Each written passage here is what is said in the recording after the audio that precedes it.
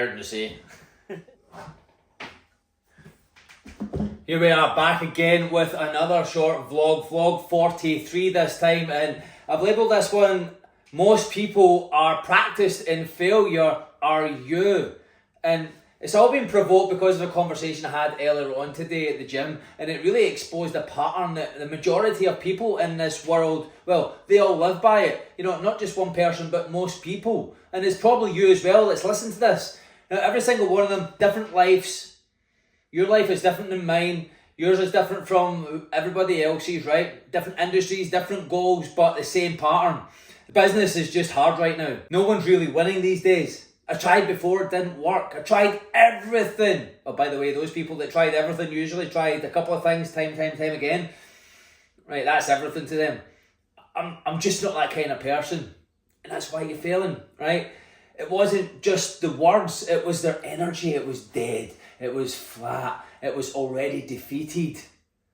And then, here's what I realised. You see, the people weren't failing because of a lack of talent, a lack of potential. They were failing because they were well practiced in failure. That's where they were practicing the reps. That's where they were attacking the most. They were well practiced in explaining why it won't work, why it can't work, why it will never work. Well practiced in expecting things to go wrong before they go wrong. Well practiced in aligning their mindset with other people's losses. Oh, it couldn't happen for me because, you know, Jimmy down the street, Jimmy and Mary down the street, it didn't happen for them, so it won't happen for me. What, so you're basing your belief patterns now off of their... That's just crazy. They've rehearsed defeat like it's a speech. They've conditioned themselves to expect the collapse. And now they call it realism. That's not realism, that's self-imposed limitation. See, you want to know what successful people do differently. They speak in solutions, not in setbacks. They don't obsess over the blown tyre that happened 3 months ago. They obsess over how it will work, how it can't work, not how it might not work. They look at problems and ask, what's the opportunity here? Where's the solution? How can we make this? How can we pull this off? How can we make this better? They don't speak failure into their future. They speak vision, movement, momentum, and clarity. Because they've trained their mindset on the possibility, not on protection. See, you're not going to hear them say, the market's saturated. They're going to say, there's always room for someone elite. I stand out because I deliver the best, because I am the best. And once you know you're the best, see, that's where the difference is. And see, you won't hear them saying, I don't know how. You'll hear them saying, I'll figure it out. They don't speak defeat because they don't believe in defeat. You see, you weren't born through a failure lens. That was inherited, modelled and conditioned and then repeated. We have what we have repeated time and time again. How do you know your name? Well, bet when my mum, dad, whoever shouted Chris for the first time, bet I didn't turn around the first time. It was conditioned over and over again. Whatever you have in your life that you like or you don't like, which is great or which is terrible, you're well practiced and you're well versed in the reps in that area. Do you understand that? And so now it shows up through the language and your energy and your posture. But that's just a pattern. And every pattern can be broken. But only if you're willing to stop speaking like a loser and start becoming the one who can win, who will do anything that it demands. And I don't just mean winning in the world. I mean winning with yourself, giving yourself the ability to look in the mirror and never see another ounce of regret. It's winning the inner war every single moment of every single day. So how do you break free from failure thinking? How do you rewire the mind that's been trained to expect doom and demise? You can rewrite the damn fucking story. That's what you can do. You force the possibility to the front. You command your subconscious to win, to find the win.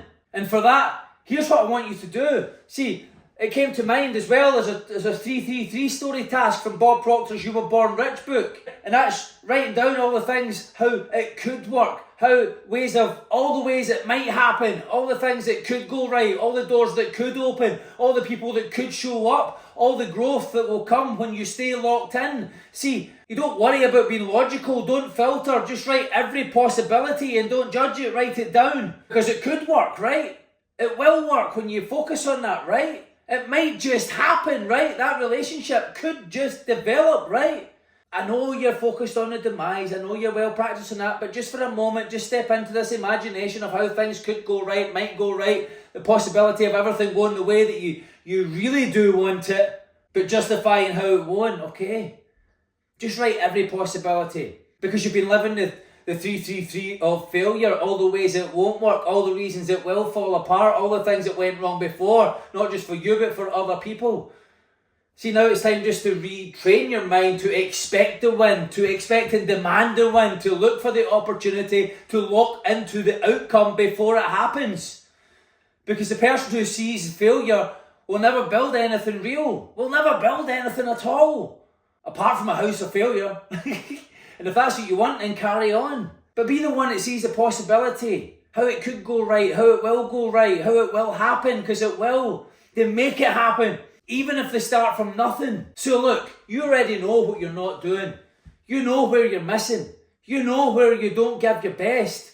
You know where the weaknesses are that you keep validating. You know where you're lying to yourself and others, and you've been doing it for a while, right?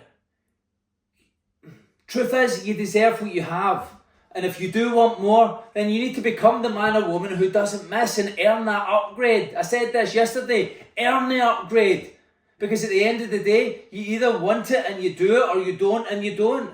You see, there's no in between. And hesitation, well, it kills. Now it's time to wake the fuck up, start looking at how it could go right, how it will go right, how doors could open, how things could go even phenomenally better than you ever imagined in the first place. And start to move and start to progress, because that's a depiction right there of God. Growth, acceleration, progression, evolution. It's only going one way, it's not stopping, it's keeping going. And so let's get you going in that right direction of ascension, of the way you really wanted things. You did believe at one time, that's why you started. And you allowed yourself to be conditioned into everybody else's beliefs because it got a bit hard. It's going to get hard, it's going to get tough. But guess what? You're tougher. And so let's look at all the ways it will go right, could go right. The relationships and the doors will open and happen. Because you're going to make it happen. And there's only one rule. You're going to attack, attack, attack. Because you don't know any defeat. Anyway, I'm off. I'm going to go into mastermind. Make it a great day.